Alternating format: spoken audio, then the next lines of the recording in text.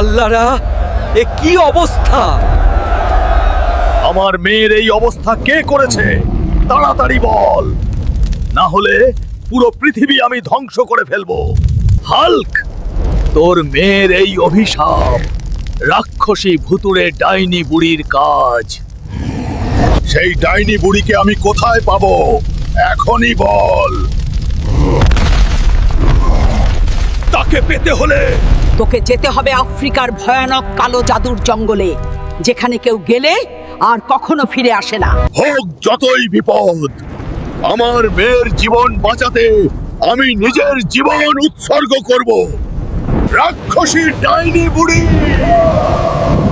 আমি আসতেছি, রেডি থাকিস।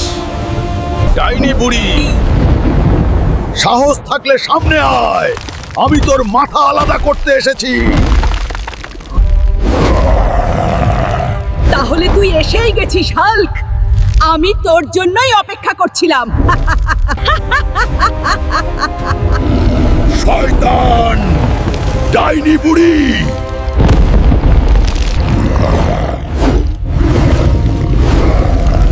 এখন তোকে কে বাঁচাবে বোকা হাল্ক?